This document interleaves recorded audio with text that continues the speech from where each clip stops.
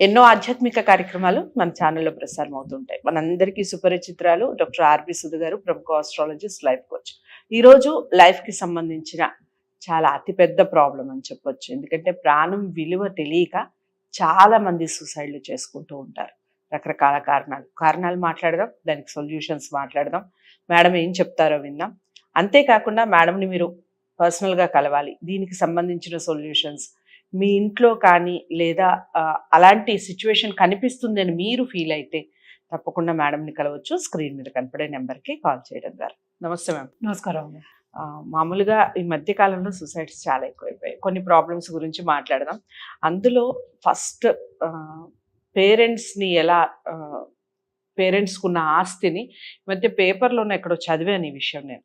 Parents పేరు మీదనే పూర్తిగా ఆస్తి ఉండటం, ఆ ఆస్తి ఎంతకి వాళ్ళు పంచట్లేదు అన్న ఒక కారణం చేత ఎవరో ఒకళ్ళని, ముఖ్యంగా తండ్రి పేరు మీదే ఉంది కాబట్టి ఆ తర్వాత ఆటోమేటిక్గా తల్లి డిపెండ్ అయిపోతుంది అని తండ్రిని చంపేయాలి అన్న ఫీల్ రావటం, చంపేయడం, ఆ తర్వాత తల్లి కోర్టుకి వెళ్ళడం ఇలా జరిగింది. అసలు అలాంటి సిచ్యువేషన్లో ఎందుకు అలాంటి థాట్స్ అసలు వస్తాయి? కారణం ఏంటి? దానికి సొల్యూషన్ ఏమిటి? పేరెంట్స్ని అసలు చూసుకోవాల్సిన బాధ్యత అయితే పిల్లలదే కదా. పిల్లలకు ఉంది. అదే కదా, మనం పారపరంగా వచ్చేది ఏంటి, జాయింట్ ఫ్యామిలీ ఉండేది. నలుగురితో కొట్లాడి నెగ్గుకుని, లేకపోతే కొంచెం తగ్గి అలా, అంటే ఇంటర్పర్సనల్ రిలేషన్షిప్ మనం మాట్లాడుకుంటున్నాము. అలా తగ్గినప్పుడు, ఎక్కినప్పుడు, లేకపోతే కొట్లాడినప్పుడు, నలుగురితో మాట్లాడినప్పుడు మనది మనం చెప్పుకుంటూ ఉంటాం. వాళ్ళు సొల్యూషన్ అనేది ఇస్తూ ఉంటారు. ఎప్పటికైనా సరే మనం చూసామంటే పూర్వకాలంలో కూడా పిల్లలందరూ ఆడుకునేవాళ్ళు, కొట్టుకునేవారు. శాంతంగా ఎవరు ఆడుకుంటారు? కొట్టుకునేవాళ్ళు. అదేంటంటే అది అలవాటు లేక. ఇప్పుడు ఏమైంది, న్యూక్లియర్ ఫ్యామిలీ అయిపోయింది. Nuclear family not only that, దాంట్లో ఇద్దరికి, అంటే బ్రదర్కి, సిస్టర్కి పడని రోజులు ఇవి. సో అది ఎందుకు వచ్చింది అంటే ఏంటంటే మన విలువల్ని మనం మర్చిపోతున్నాం. It is as simple as that. Most important ఏంటి విలువ? హ్యూమన్ రిలేషన్షిప్స్, అంటే హ్యూమన్ లైఫ్ వాల్యూ. అంతే కదా, వాల్యూస్ ని మర్చిపోయి డబ్బుకి ఎక్కువ డైవర్ట్ అయిపోయి, డబ్బు ఉంటే ఏదో కంఫర్ట్ వచ్చేస్తుంది, డబ్బు ఉంటే రాకుండా అన్ని ఉన్నట్టు అన్నట్టు వాళ్ళకి ఫీలింగ్ అనేది ఎవరు ఇస్తున్నారు అనేది క్వశ్చన్ మార్క్. ఫస్ట్ ఎక్కడ స్టార్ట్ అవుతుందంటే అది ఫస్ట్ తల్లిదండ్రులతోనే కదా స్టార్ట్ అవుతుంది. అండ్ ఆస్తి ఇంత ఉందని అసలు ఆ పిల్లలకి ఎలా తెలుసు అనేది ప్రశ్న. ఇప్పుడు మనం పంచినప్పుడు వాళ్ళకి తెలుస్తుంది మనకి ఏముంది ఏంటి అని. ఎక్కడ ఏమున్నాయని అసలు పిల్లలకి ఎలా తెలుసు ఫస్ట్. సో ఏ వయసులో చెప్పాలి, ఎప్పుడు చెప్పాలి, ఇవన్నీ కూడా మోస్ట్ ఇంపార్టెంట్ కదా. ఇప్పుడు ఒక ఏజ్ వచ్చిన తర్వాత మనం చూసామంటే లాంజివిటీ కూడా ఎక్కువైంది. ఎందుకంటే మనకి సొల్యూషన్ అంటే మెడిసిన్స్ కూడా కొంచెం ఫీల్డ్ బాగా డెవలప్ అయ్యి ఉంది. సో కొంచెం పెద్దగా, అంటే లైఫ్ కొంచెం పెద్దగా అయింది. ఇప్పుడు మనం చూసామంటే ఇదివరకు 60-70కి పోయేవాళ్ళు అనకూడదు కానీ 80+లో ఉంటున్నారు. ఇప్పుడు గేరియాట్రిక్ సర్జరీస్ వస్తున్నాయి, వాళ్ళని చూసుకోవడం వస్తుంది, విడిగా ఉండడం వస్తుంది, ఓల్డ్ ఏజ్ హోమ్స్ వస్తున్నాయి, ఇవన్నీ ఉన్నాయి కరెక్ట్. కానీ ఏ ఏజ్లో చెప్పవలసింది అదే చెప్పాలి. నువ్వు ఇందాక అడిగిన ప్రశ్న కరెక్టే. ఆ ప్రశ్నకి ఏ ఏజ్లో అది జరిగింది అనేది క్వశ్చన్ మార్క్. ఇప్పుడు చిన్న వయసులో సపోజ్ 10 years ఉన్నారు, లేకపోతే 5-6 years నుంచి మొదలెడదాం అనుకుందాం. ఇప్పుడు అంబానీస్ ఉన్నారు, వాళ్ళకి ఆస్తి ఉంది. చాలా మంది మార్వాడీస్ కూడా ఆస్తి ఉంటుంది. వాళ్ళు చెప్పి పెంచుతారు. అంటే ఏంటి, ఫ్యామిలీ నుంచి బయటకు వెళ్ళకూడదు, ఇది ఫ్యామిలీలోనే ఉండాలి. కొట్లాట్లు వస్తాయి, కాదు అంటలే. డబ్బున్న చోట, ఆస్తి ఎక్కువ ఉన్న చోట తప్పక కొట్లాట్లు వస్తాయి, కాదనట్లే. ఇది ఎక్కడికి వెళ్ళింది, తండ్రిని చంపేంత వరకు వెళ్ళిందని నీ ప్రశ్న. సో అది తెలిసినప్పుడు వాళ్ళు ఏంటంటే ఎప్పుడు ఇవ్వవలసింది అప్పుడే ఇవ్వాలి.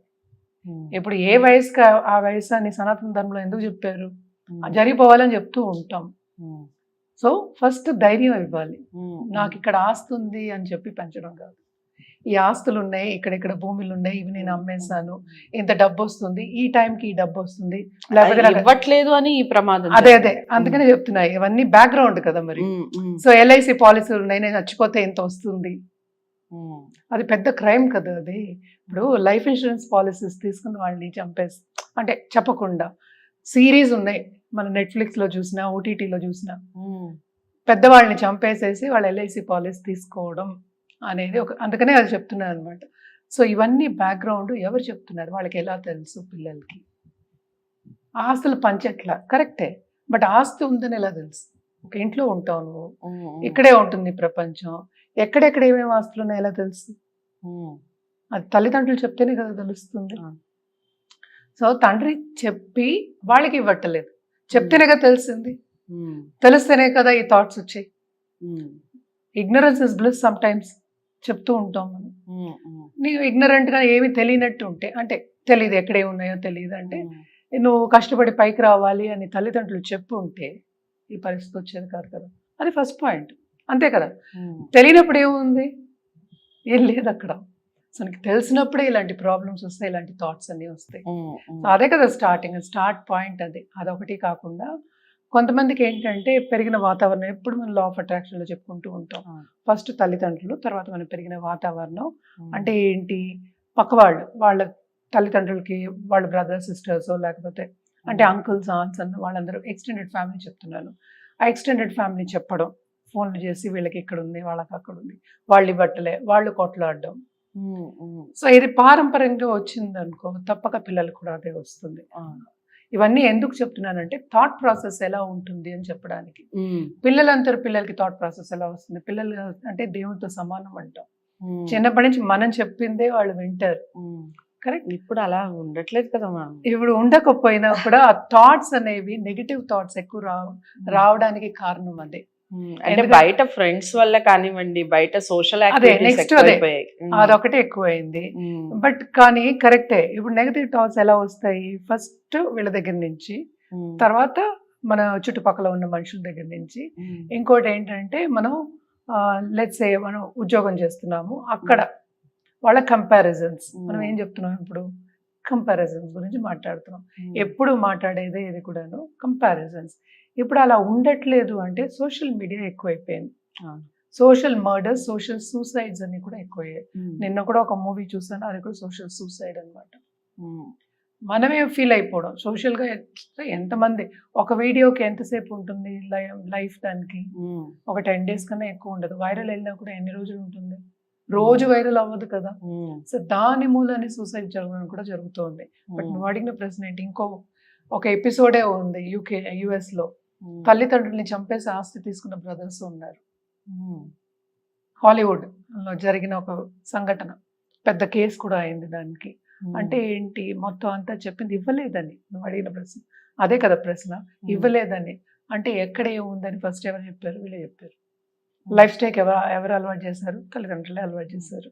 అంటే ఆబ్వియస్లీ ఇంట్లో ఉంటే మన ఆస్తులు కొన్ని కొద్ది గొప్ప తెలుస్తుంది, కరెక్ట్.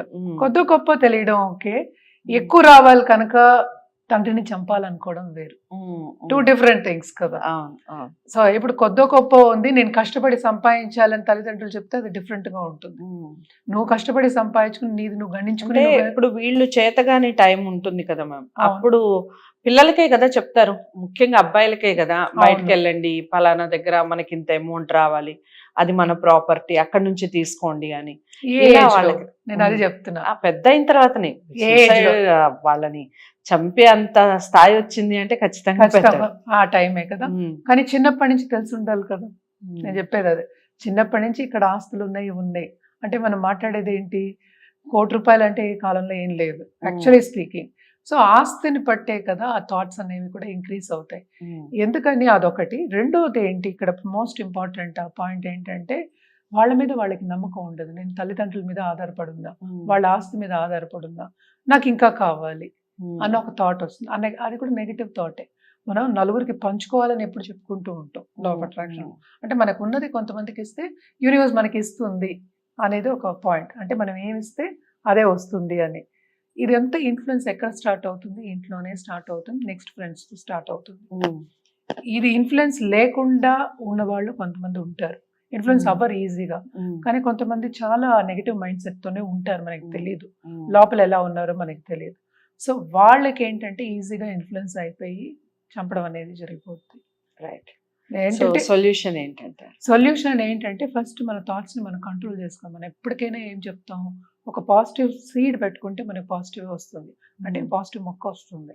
ఎందుకు చెప్పాం సీడ్ అని, ఎందుకు చెప్పాను నేను, అది నెగటివ్ సీడ్ వస్తే నెగటివ్ వృక్షం అవుతుంది, పాజిటివ్ అయినా వృక్షం అవుతుంది, నెగటివ్ అయినా వృక్షం. అందుకని సీడ్ అనేది ఒక చిన్న థాట్, అంతే కదా, మనం చాలాసార్లు మాట్లాడుకున్నాం చాలా వీడియోస్లో. సీడ్ అనేది మన మైండ్ని ఫస్ట్ నీట్గా కల్టివేట్ చేసుకోవాలి. దేనికి? పాజిటివిటీకి. ఏదైనా సరే నెగటివ్ థాట్ ఒక్కసారి వచ్చిందంటే అది థ్రెడ్ లాగా అది అల్లుకుని వెళ్ళిపోతుంది. ఇది చాలాసార్లు కూడా వీడియోలో నేను చెప్పున్నాను. సో ఒక నెగటివ్ థాట్ వచ్చిందంటే ఇంకా నెగటివ్ థాటే దానికి అట్రాక్ట్ అవుతుంది.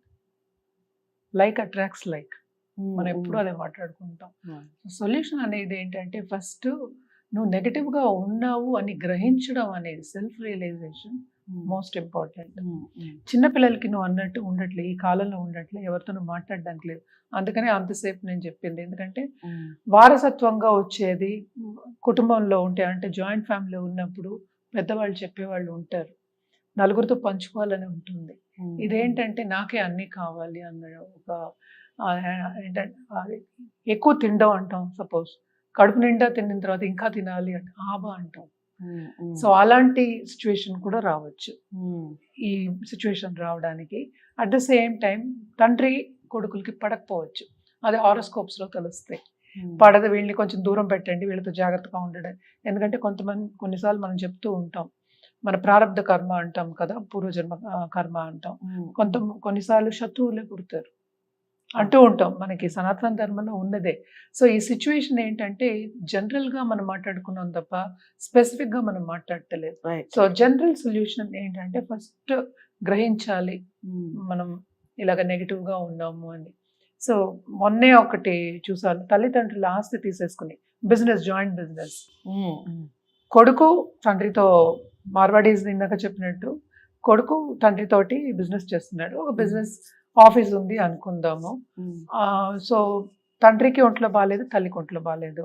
న్యాచురలీ వాళ్ళకి ఒక 10 ఫ్లాట్లు ఎన్నో ఉన్నాయి, జనరల్గా చెప్తున్నాను.